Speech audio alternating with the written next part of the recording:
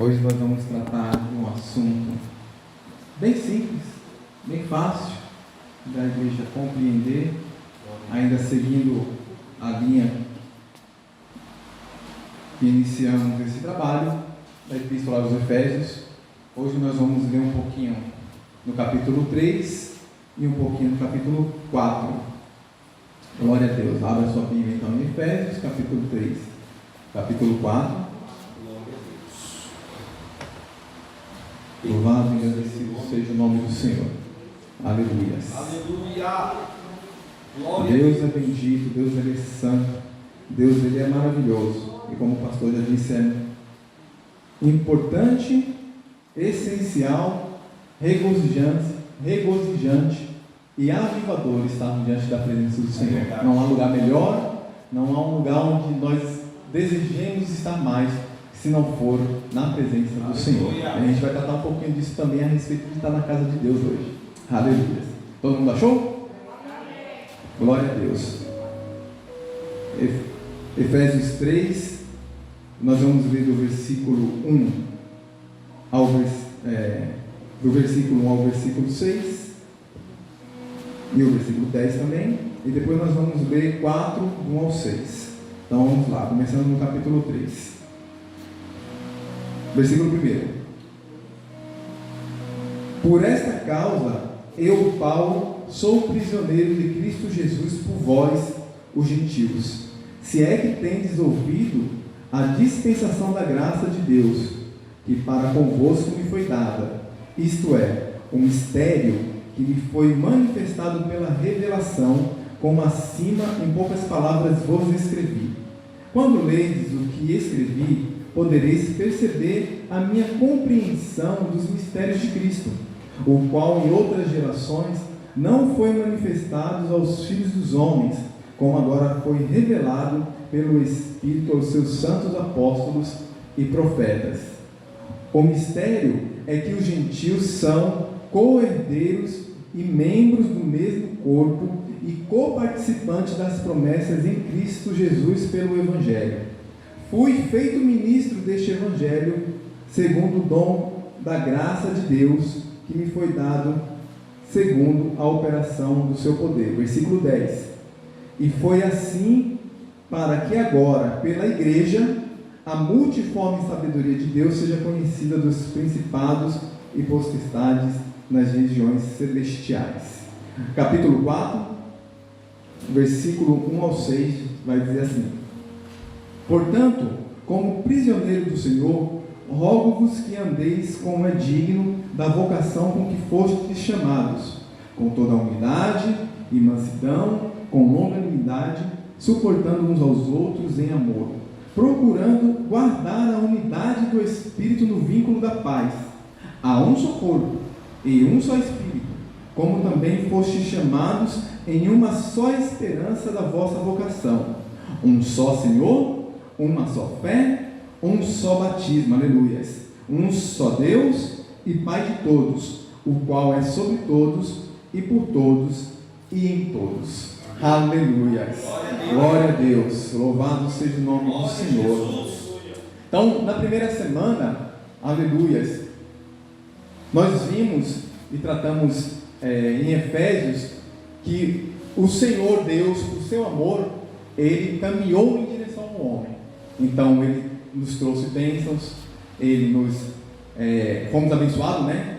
No Senhor, fomos escolhidos, que nós fomos predestinados, fomos resgatados e perdoados pelo seu sangue, e que também nós fomos selados no Espírito Santo de Deus. Então o Senhor, ele fez todas essas ações, aleluia, para o seu povo, aleluia, por amor ao seu povo. Na segunda semana, nós tratamos a respeito do presente de Deus, a graça. E aí nós vimos que Paulo fala aos Efésios: ora, vocês estavam mortos, vocês estavam afastados de Deus, vocês estavam separados de Deus, vocês viviam conforme as concupiscências e as atitudes do mundo, mas pela graça vocês foram vivificados, pela graça vocês foram resgatados, pela graça você tem uma nova vida no Senhor, pela graça, aleluia, você pôde se assentar nos lugares celestiais e também foi chamado para as boas obras. Então nós vemos que o agir da graça do Senhor, Ele fez tudo isso na vida do ser humano.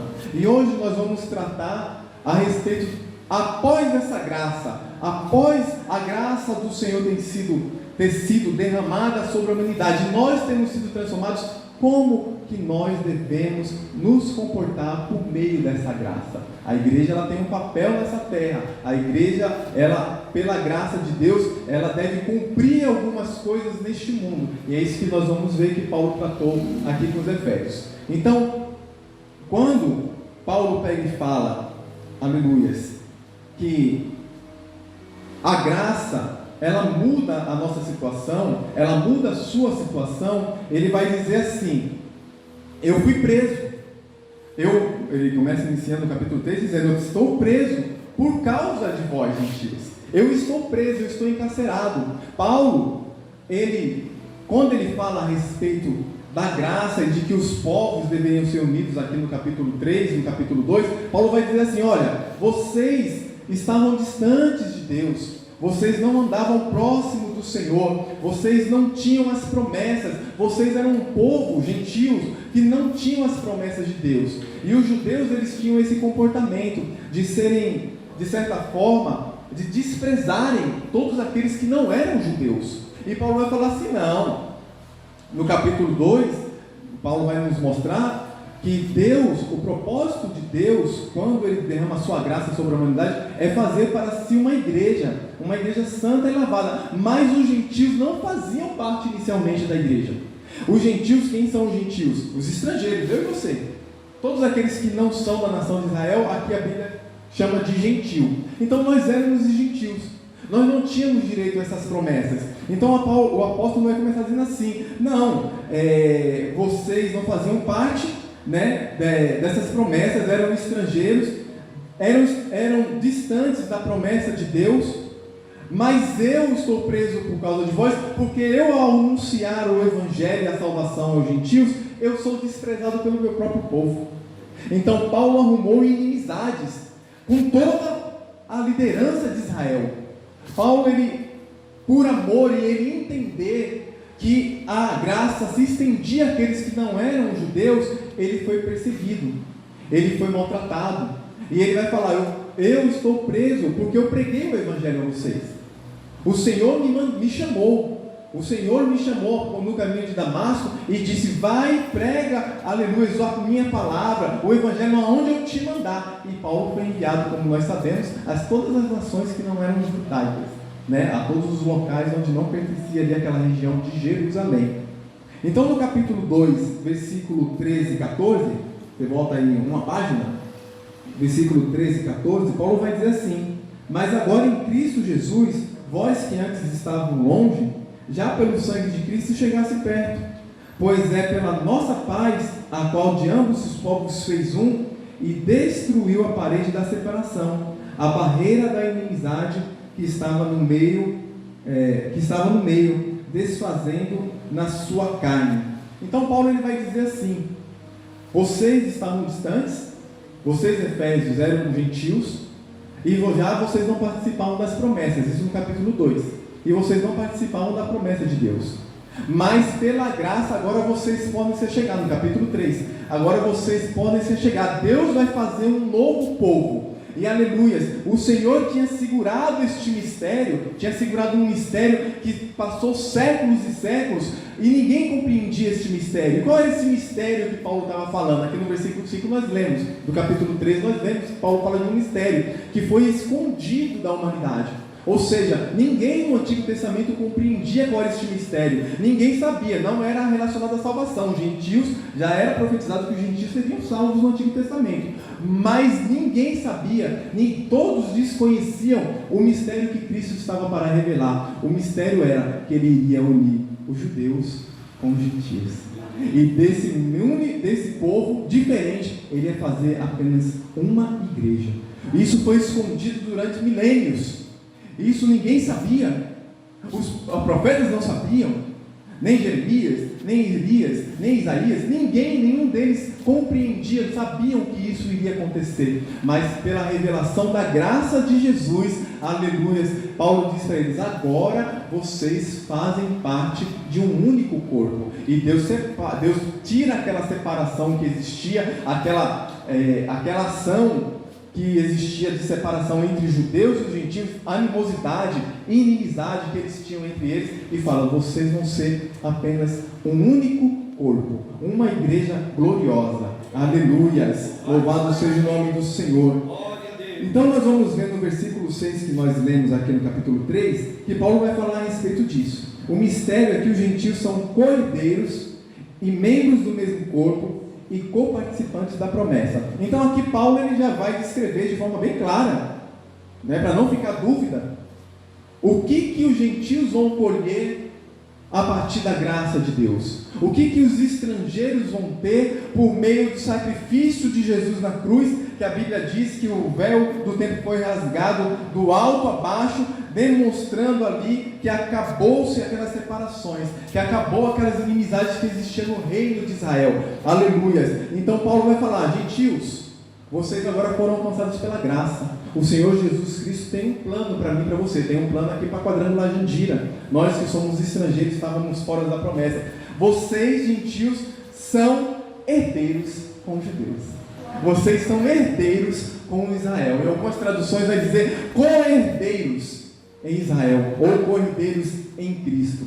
Lembre-se que a promessa que foi feita a Abraão era para os judeus. Todas as promessas do Antigo Testamento eram para o povo judeu, um povo separado do Senhor.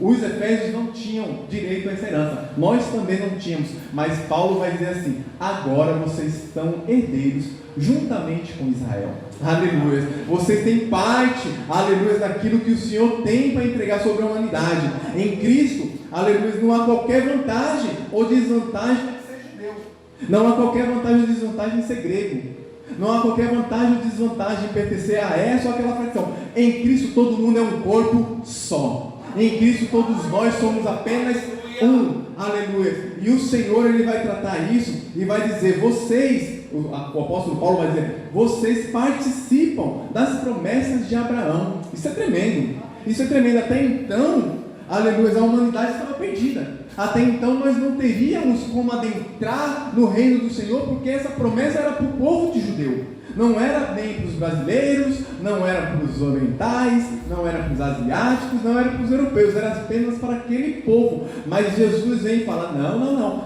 todas as promessas do meu Pai também vou repartir com vocês. Todas as promessas de Deus também serão alcançadas, porque aqueles que eram os herdeiros da promessa rejeitaram ao Senhor, logo a promessa se achegou até a minha vida e a sua. Em Gálatas 3:29 vai dizer assim: e se sois de Cristo, então sois descendência de Abraão e plenos herdeiros de acordo com a promessa.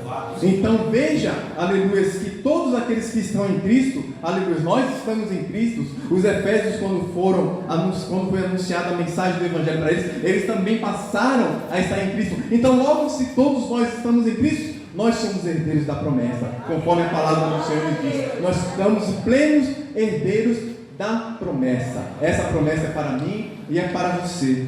Mas Paulo vai continuar no versículo 6 dizendo ainda: não é só herdeiros da promessa, vocês são membros do mesmo corpo. Versículo 6, acompanha comigo. 3:6. O mistério é que os gentios são co-herdeiros e membros do mesmo corpo. Aleluias. Glória a Deus. Quando nós nascemos como paulistano. Se você nasce no Rio, ou você é fluminense, ou você é carioca. Se você nasce na Bahia, ou você é baiano, ou você é soteropolitano. Tem que falar devagar, porque é uma palavra estranha. Soteropolitano. Então, quando nós nascemos, nós identificamos com o local onde nós nascemos. Quando nós falamos a nacionalidade, qual é a sua nacionalidade? Eu sou brasileiro, eu sou europeu, eu sou americano. Então nós nos identificamos com a localidade, com a região que nós nascemos. Mas quando nós nascemos em Cristo, tudo isso tudo isso cai por terra. Não importa de onde você veio, qual a região que você nasceu, qual o país da sua origem, não importa. Em Cristo todo mundo é um só, membros do mesmo corpo. Todo mundo faz parte da mesma comunidade, da mesma unidade. Não importa os irmãos que estão agora na África, lá pregando o Evangelho, não importa aqueles que estão se escondendo lá na Coreia, todos eles fazem parte como nós do mesmo corpo. Aleluia. E aí Paulo vai escrever em 1 Coríntios 12, vai dizer assim: ora, assim como o corpo é uma unidade, embora tenha muitos membros, e todos os membros, mesmo sendo muitos, formam um só corpo, assim também com respeito a Cristo. O que Paulo está dizendo aqui? O nosso corpo, ele é feito de muitos membros. Nós temos os nossos braços, nós temos as nossas pernas, nós temos 5 dedos em cada mão, tirando aí o ex-presidente, que ele não tem 5 dedos em cada mão.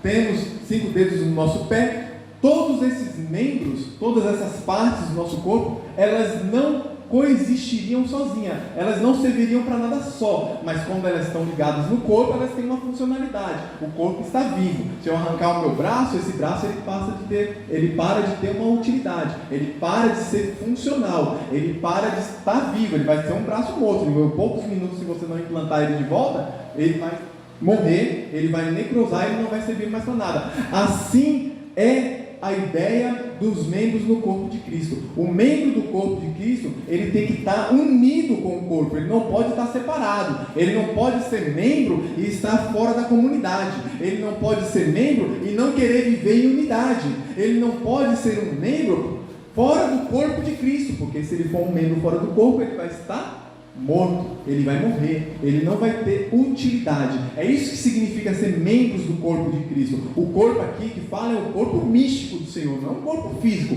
é um corpo místico, dizendo: vocês agora que creem, vocês que confessam, vocês que professam a fé, vocês fazem parte do corpo glorioso do Senhor. Nós fazemos parte do corpo do Senhor. Nós somos membros do corpo de Cristo. E só somos membros do corpo de Cristo porque um dia a graça de Deus foi sobre a sua vida. Porque um dia o amor dele te alcançou, um dia o amor dele te resgatou, e agora ele pega e coloca você no corpo dele e faz com que você viva em unidade. Aleluia. A igreja deve ser uma igreja que vive em unidade. Aleluia. Então a forma de Paulo dizer para os Efésios desse mistério é explicando essas 3 características. Vejam, Paulo fala aos Efésios: vocês não tinham direito à promessa, vocês não faziam parte da herança, vocês não iam receber nada, também não tinham direito de nada. Aleluias, porque vocês não estavam inseridos. Mas agora, por meio do Espírito Santo de Deus, por meio da graça do Senhor, vocês passam a ser herdeiros, aleluia. Vocês passam a ser coparticipantes, vocês passam a ser membros do corpo de Cristo. E Paulo vai concluir aqui nesse versículo 6, aleluia. Tem mais uma característica, né? A primeira foi que nós somos herdeiros junto com Israel. O segundo, que nós somos membros do mesmo corpo. No versículo 6 ainda ele vai dizer que nós somos coparticipantes das promessas em Cristo. Aleluia. Versículo 6. Versículo 6. Coparticipantes da promessa de Jesus Cristo pelo Evangelho. Aleluias. Deus tremendo, Deus bendito. Lá no versículo 12, bota uma página da sua Bíblia aí, no versículo 12 do capítulo 2, Paulo vai aqui enfatizar, eu vou ler para que você veja bem que Paulo está falando como os Efésios estavam distantes da promessa. Capítulo 2, versículo 12.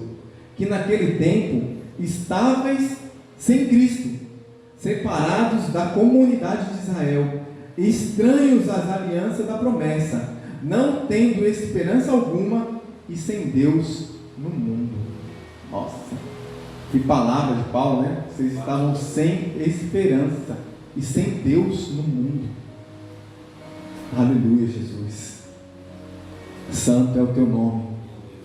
Mas aí no capítulo 3 Paulo vai dizer: mas agora vocês não são mais daquele jeito. Antes vocês não participavam das promessas, vocês estavam sem esperança, sem Deus. mas agora vocês são participantes sim, vocês agora são herdeiros, agora com Cristo, antes sem Cristo era uma situação, agora com Cristo é uma outra situação, com Cristo vocês são herdeiros, com Cristo, aleluia, vocês fazem parte do corpo, aleluia, e agora vocês são co-participantes das promessas, todas as promessas de Deus é para a igreja do Senhor, aleluia, bendito seja o teu nome, Deus, aleluia. 2 Coríntios 1:20 vai dizer: pois quantas forem as promessas feitas por Deus, tantas tem em Cristo o sim. Aleluia, esse versículo lindo. Todas as promessas de Deus, por quantas forem as promessas de Deus, não importa quantas promessas Deus fez para o povo de Israel, e são centenas de milhares de promessas que nós vamos ver no Antigo Testamento. Deus vai falar: em Cristo nós temos o sim. E todas as promessas que o Senhor prometeu em Cristo, aleluia, nós também vamos ser herdeiros, também nós vamos aproveitar e vamos desfrutar dessa promessa. É isso que esse versículo quer dizer. Por isso, por meio dele, o amém é pronunciado a nós para a glória de Deus, e por isso nós damos graças, por isso nós agradecemos a Deus, porque um dia, aleluia, Deus fez promessas para o seu povo separado, escolhido, para aquele que ele arrancou do Egito, para aquele que foi conduzido por Moisés, aleluia. Um dia Deus fez promessa para esse povo, mas essa promessa agora é para mim e para você em Cristo. Amém. Somente em Cristo essas promessas se cumprem em nossas vidas. Aleluia. E aí o apóstolo vai falar que todas essas riquezas demonstram o quanto Deus, na sua bondade, no seu amor, no seu poder, aleluia, pela sua misericórdia, ele vai destruir tudo aquilo que antigamente, nos tempos antigos, existia, que era a separação entre os judeus e entre os gentios, entre os judeus, entre os gregos, entre os judeus, entre os assírios, entre os persas. Deus sempre no decorrer da história separou o seu povo, mas em Cristo todas essas coisas vão mudar, e agora Deus pega aquele povo que era separado e começa a aglutinar eles tudo junto, começa a trazer eles tudo junto pela graça, e a graça vai trazendo, e a graça e o Espírito Santo vai operando, e esse povo que estava tudo perdido, que estavam tudo condenados, eles começam a vir, e começam a fazer parte do corpo do Senhor, e começam a viver em unidade, e a igreja vai crescendo, e a igreja vai desenvolvendo, e aleluia, nós podemos dizer, aleluia, que o membro do corpo do Senhor, a esses o Senhor tem promessa, a esses, aleluia, o Senhor tem algo para dar, a esses o Senhor tem algo no futuro para nos abençoar, e nós temos e somos cheios de riquezas e promessas. Glória a Deus, louvado seja o teu nome, Jesus, bendito é o Senhor. Algumas dessas riquezas eu separei aqui, nós não vamos obviamente estudar sobre elas, mas algumas dessas riquezas espirituais eu vou falar. Quais são essas riquezas espirituais? Todas essas promessas que você está falando, Flávio, todas essas promessas que Paulo está dizendo que nós somos herdeiros, que nós vamos desfrutar, que agora em Cristo nós podemos ter todas essas promessas. Quais são essas promessas? Quais são essas riquezas? E aí eu solicitei algumas, apenas algumas delas, que eu creio ser a mais importante, e também é uma lista que o teólogo Charles Roger ele separou. Primeiro, o conhecimento da verdade. Então, conhecer o Evangelho. Conhecer o Evangelho de Cristo é uma promessa para a igreja. Lembra que eu falei na semana passada que aqueles que se perdem por conta dos seus próprios pecados. Nós falamos do Evangelho, nós dizemos o Evangelho para as pessoas, mas elas não compreendem, elas não entendem, elas não se convertem, porque, aleluia, o seu coração é duro, porque não querem receber a mensagem de Deus, porque não querem viver as promessas do Senhor. Mas o conhecimento sobre o Evangelho é uma promessa para as nossas vidas. Um dia você ouviu o Evangelho, um dia eu ouvi o Evangelho, e nós podemos ser salvos, porque nós compreendemos o Evangelho do Senhor. Então essa é uma das riquezas espirituais. Uma outra riqueza são os privilégios da igreja. Os privilégios da igreja são muitos, né? Semana passada, na primeira semana, eu listei várias, né? As bênçãos, né? O resgate do Senhor, quantas coisas, né, o Senhor fez pela igreja. E isso também são promessas para a igreja, que o Senhor prometeu e Ele já cumpriu. Bênçãos sem medidas para a igreja.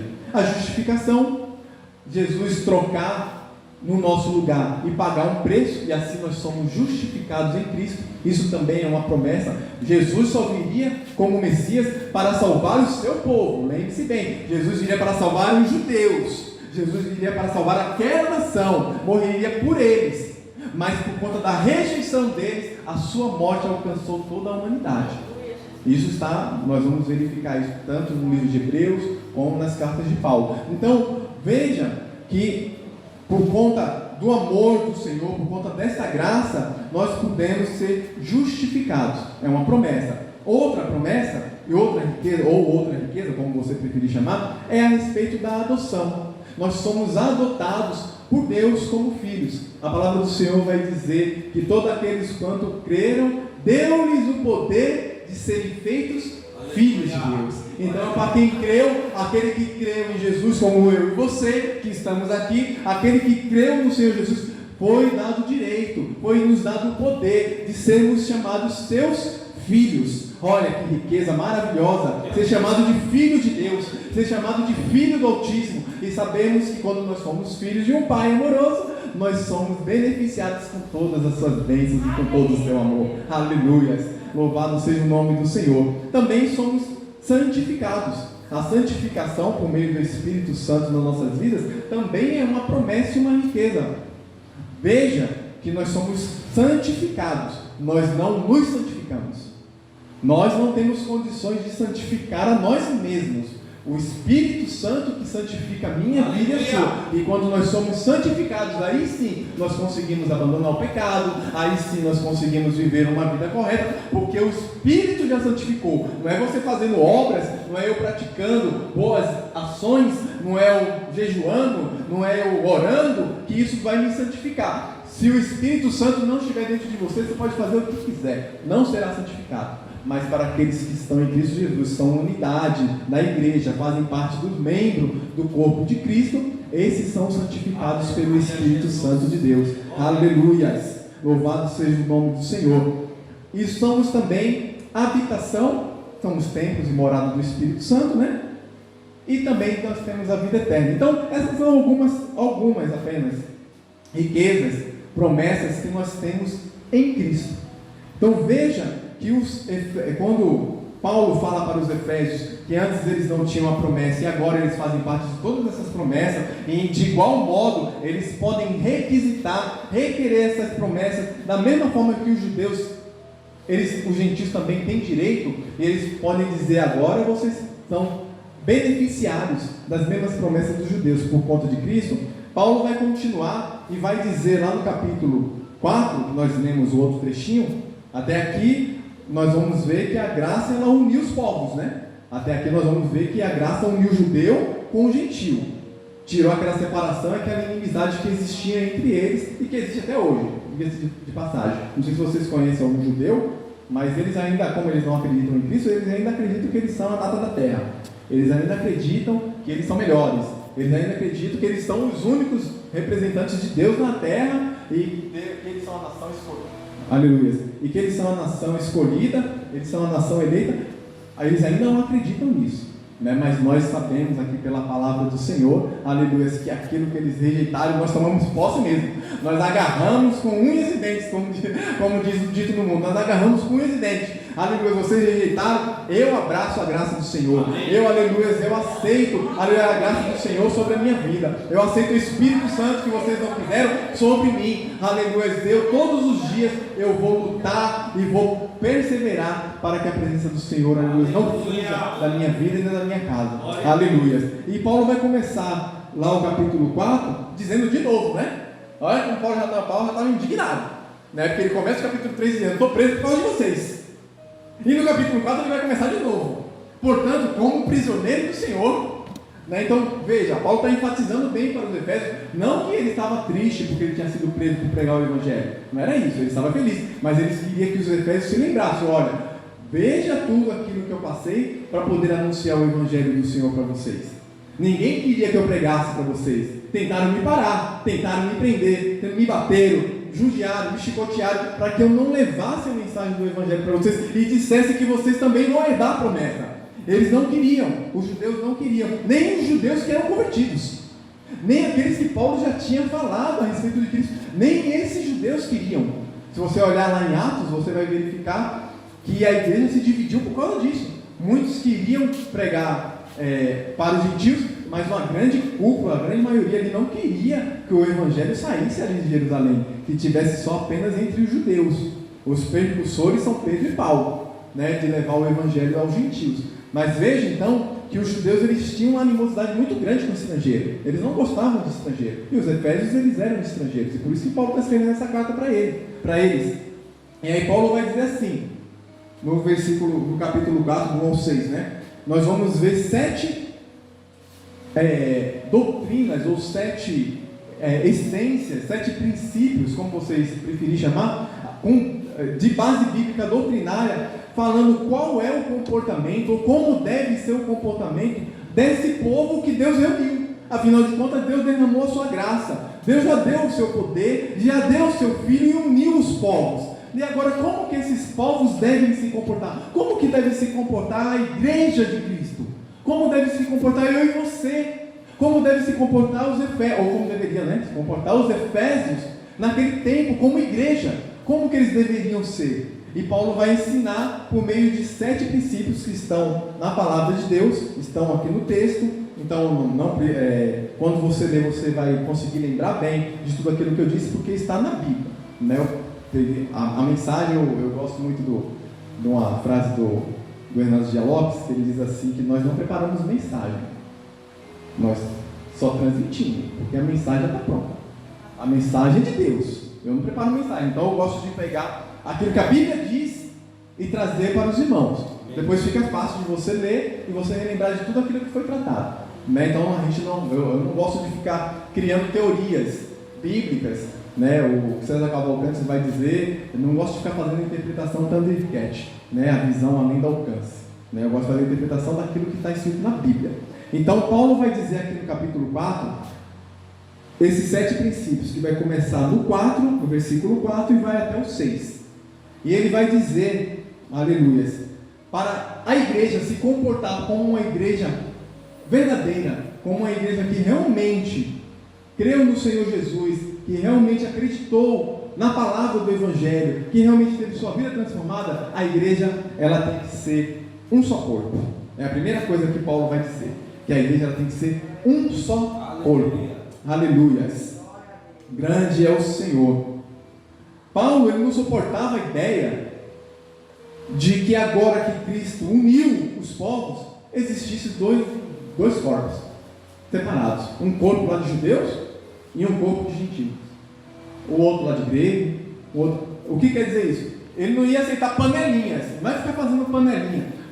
Aqui eu sou os cristãos dos judeus, e agora esse daqui é os cristãos dos gentios, eu sou de Paulo, o outro é de Apolo, o outro é de não sei quem, o outro é de João. Não, Paulo dizia, pode parar. Um só corpo. O Senhor uniu a sua igreja para ser apenas um corpo, onde só há uma cabeça que é Cristo, para controlar o seu corpo. Mas apenas um corpo deve ter na igreja do Senhor. Então todo cristão que se converteu, independente da sua linha ideológica, independente das suas opiniões, independente do país em que ele nasceu, independente da nacionalidade, ou da municipalidade, ou do estado onde que você nasceu ou reside, todo mundo vai ser um corpo só. Todos vão estar unidos e todos vão professar o mesmo nome, o nome do Senhor. Então, há um só corpo, há uma só igreja, há uma só unidade cristã que se chama, aleluia, a igreja de Cristo. Então, uma observação a respeito desse um corpo. O fato de nós fazermos parte, todos nós aqui fazemos parte do corpo de Cristo? Amém? Amém? Todos nós fazemos parte do corpo de Cristo. O fato de fazermos parte do corpo do Senhor não nos exime da responsabilidade de congregarmos, não nos tira a responsabilidade de virmos até a casa de Deus. Há uma linha que nós estamos vendo acontecer no mundo, todos vocês conhecem, dos desigrejados.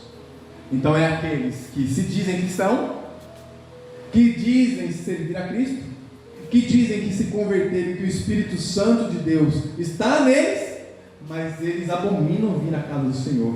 Eles não querem vir congregar, eles não querem vir participar da comunhão. Isso é antibíblico, isso é uma afronta ao Evangelho de Deus.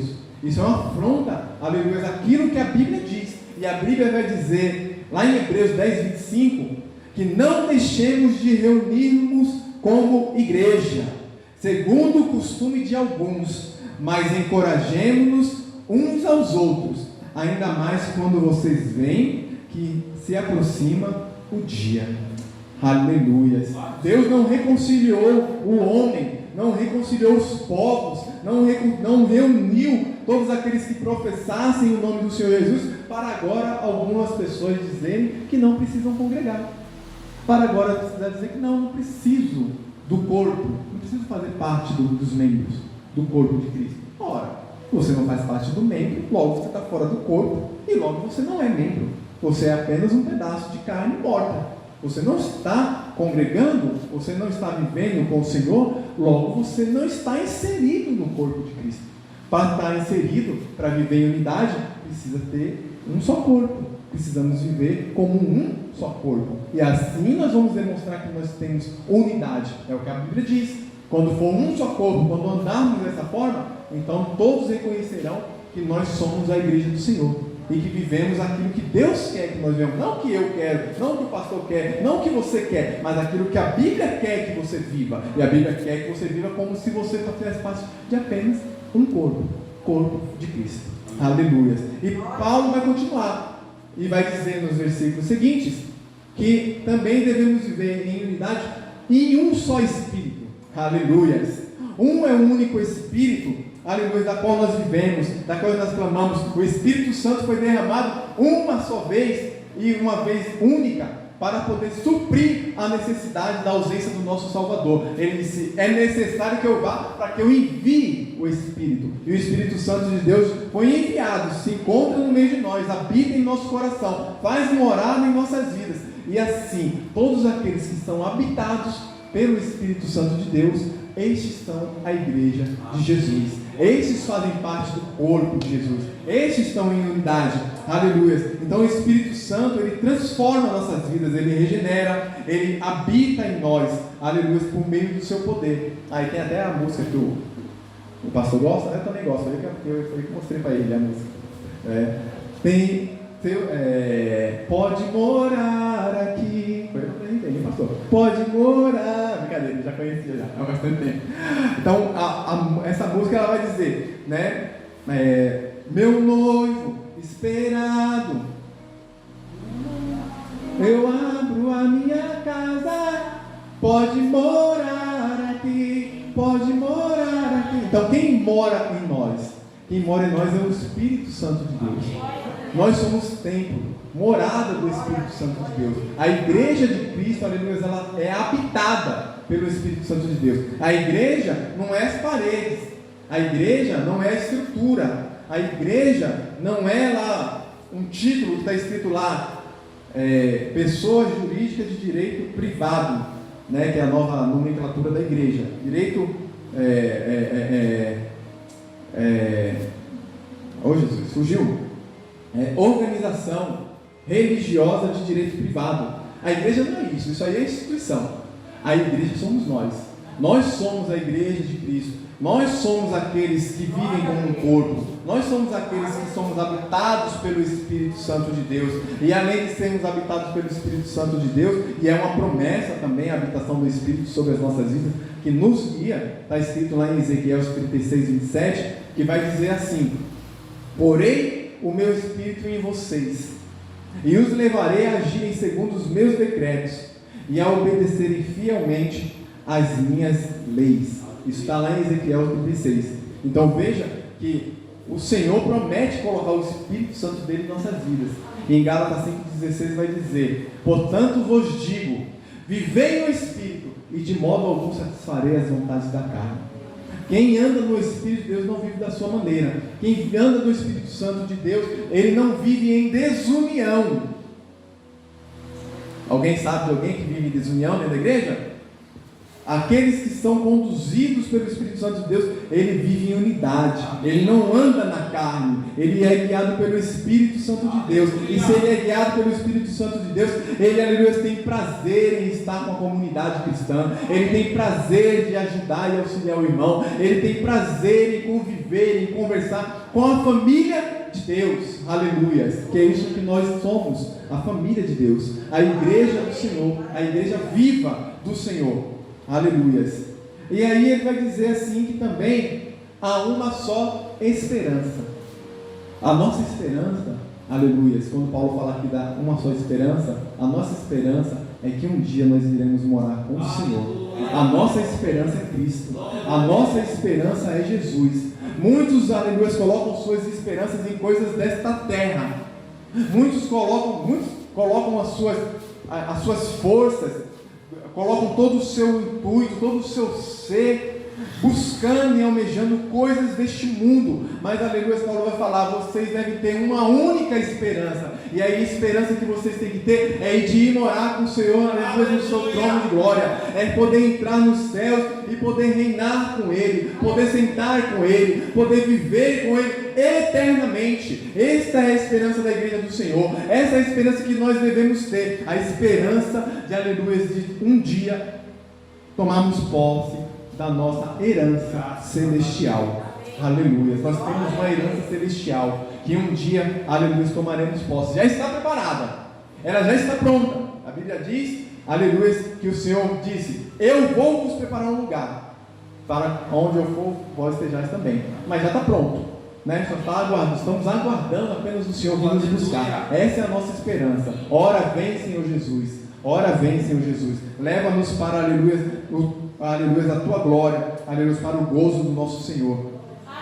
1 João 3,2 diz assim: ambos, amados, somos filhos de Deus, e ainda não se manifestou o que havemos de ser, mas sabemos que, quando Ele se manifestar, seremos semelhante a Ele, pois o veremos como Ele é. Aleluia! Nós veremos ao Senhor como Ele é.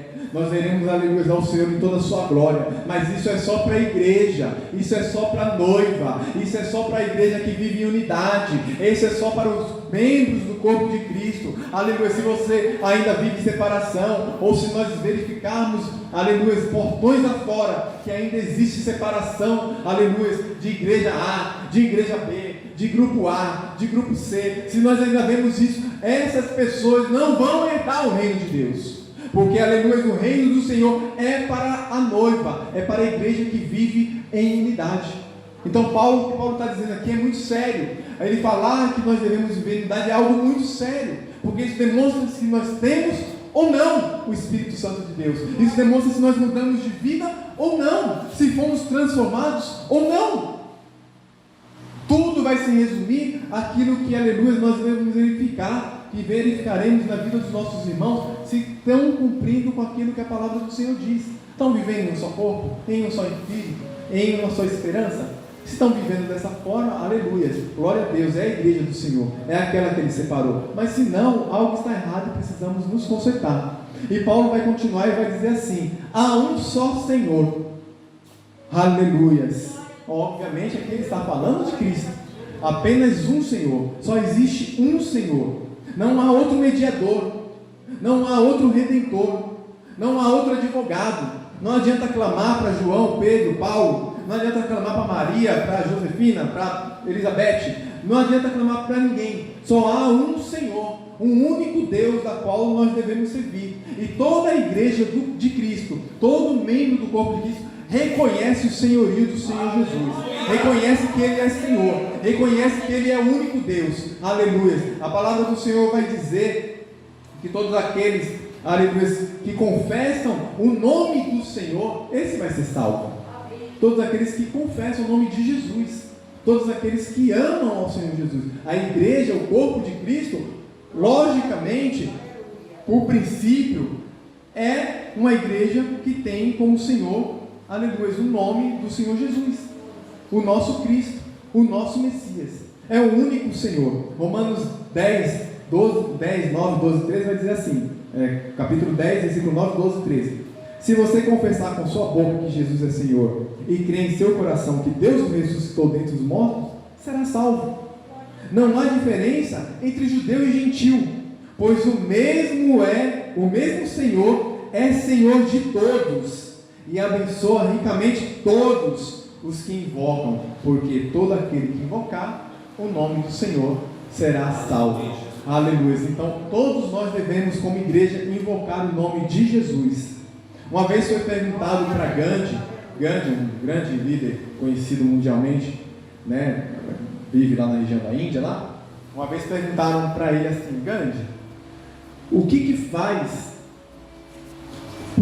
Qual é a maior dificuldade? Qual é o maior obstáculo que você vê para o cristianismo não crescer aqui na Índia? Aí ele pega e responde assim: os cristãos.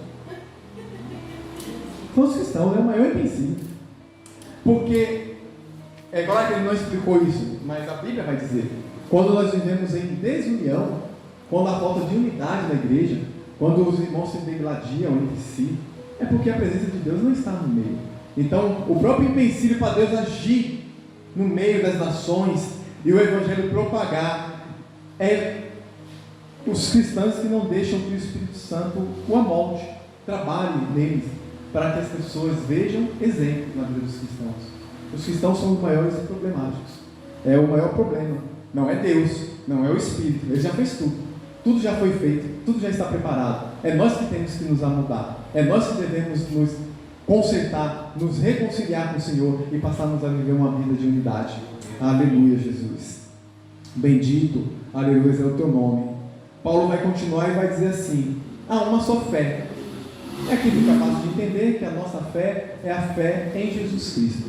É a fé nas suas promessas, é a fé no seu Evangelho, é a fé naquilo que Ele disse para você, naquilo que Ele prometeu para você e para a sua família. Essa é a fé que nós devemos ter. O Senhor, Ele é fiel para cumprir tudo aquilo que Ele nos prometeu e fazer muito mais do que aquilo que pedimos ou pensamos. Então a nossa fé deve estar centrada em Cristo. A igreja de Jesus, ela tem a sua fé no Senhor Jesus. Mas há uma deturpação muito grande da fé nos nossos dias. Hoje acredita-se de tudo no meio da igreja, né? É a água que cura, é um objeto que dizem ter trazido de Israel e isso vai fazer uma transformação na sua vida. Então as pessoas colocam a sua fé em amuletos, as pessoas colocam a sua fé em pessoas, as pessoas colocam a sua fé em um monte de coisa. Mas em Judas capítulo 3, aleluias, é Judas capítulo 3, Judas capítulo não, porque Judas só tem um capítulo, versículo 3, vai dizer assim, Judas 3: amados, procurando eu escrever-vos com toda a diligência acerca da salvação comum, tive por necessidade de escrever-vos e exortar-vos a batalhar pela fé que uma vez foi dada aos santos. Aleluia. Aqui o escritor está dizendo que a fé que foi propagada pelos apóstolos na igreja primitiva é essa fé que nós devemos defender. E que fé que é essa? Que cremos apenas no único Senhor e Salvador, Jesus Cristo. Aleluia. A nossa fé tem que estar depositada em Jesus. A igreja do Senhor, ela tem a sua fé centrada em Cristo. Aleluia. Um só batismo. Eita, Jesus, segura esse relógio aí. Um só batismo. Aqui não está falando a respeito nem do batismo no Espírito Santo e nem do batismo nas águas. O batismo aqui, de forma resumida, né, para correr também aqui, o batismo aqui quer dizer que uma vez que o salvo ele tem um encontro com o Senhor Jesus, o Espírito Santo insere ele, aleluia, batiza ele, traz ele, aleluia, fora do corpo que ele estava e traz para dentro do corpo de Cristo. E passa a fazer dele um membro do corpo do Senhor. É isso que significa esse batismo aqui. É inserir, é o Espírito Santo tirar ou colocar, aleluia, os pecadores salvos no meio da igreja. Isso é o batismo. E um só Deus e Pai, né? E aqui Deus, Ele é Deus de todas as coisas. Ele é o Senhor de todas as coisas. Ele é o Deus Todo-Poderoso. Então nós só temos que ter realmente um Deus e Pai. Paulo vai dizer várias vezes a respeito da paternidade de Deus em todas as suas cartas. Né? Paulo gosta de falar que Deus é nosso Pai. Eu também gosto de falar que Deus é nosso Pai. Na sua oração você pode falar: meu Pai, meu Paizinho querido, meu Abba. Você pode chamá-lo de Pai porque Ele é o nosso Pai. Ele é o nosso Deus e Ele é o nosso Pai. E nós temos apenas um Deus e apenas um Pai. Aleluia. Nós temos apenas um Senhor, nós temos apenas uma fé, nós temos apenas, aleluia, um corpo, nós temos apenas um batismo, nós temos apenas uma esperança, aleluia, nós temos um só Deus e Pai de todos que age no meio da sua igreja. Quando a igreja do Senhor viver isso, quando a igreja do Senhor estiver vivendo essas 7 essências, vivendo como um só corpo, como numa só fé, numa só comunhão, num só batismo, numa só esperança, num Deus e Pai, apenas quando a igreja viver dessa forma, é que nós seremos a igreja que o Senhor, aleluia, quer que nós sejamos. Se algo em nós não nos faz com que vivamos assim, nós precisamos mudar. Paulo deixa as suas orientações, ele deixa os seus ensinamentos, ele ensina para mim e ensina para você como que nós devemos ser uma igreja unida no Senhor, como que nós devemos ser uma igreja da qual o Senhor se agrada. Jesus, quando ensinava lá para os apóstolos, os discípulos lá no Sermão do Monte, Mateus 6, se não me engano, ele vai falar assim, quando ele está ensinando a respeito da oração do Pai Nosso: Pai Nosso que está no céu.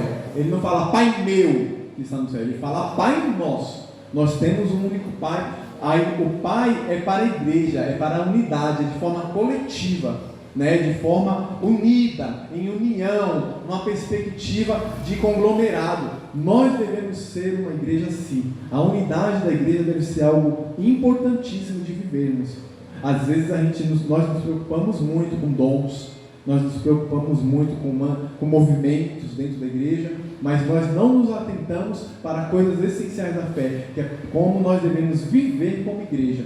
Nós infelizmente vivemos tempos de uma igreja desunida, nós vivemos tempos de uma igreja que não tem amor pelos irmãos, que não ama os irmãos dentro da sua comunidade. O pastor estava falando isso no domingo, quando ele estava pregando na ceia, ele falava a respeito da falta de perdão, da falta de amor, né? E as pessoas ainda assim levarem a ceia na brincadeira, levarem a ceia de uma forma displicente, né? Então, nós como igreja, nós precisamos ter um comportamento diferente, que em nome de Jesus, eu e você, nós possamos nos adequar aqui a essa carta de Efésios, que nós consigamos como igreja nos adequar, porque a graça do Senhor, ela já foi derramada, e o que o Senhor requer de mim e de você, é que essa graça transforme o meio da igreja, e nós passamos a viver como uma igreja verdadeira, como um membro verdadeiro do corpo de Cristo, deixando o Senhor ser o cabeça da sua igreja.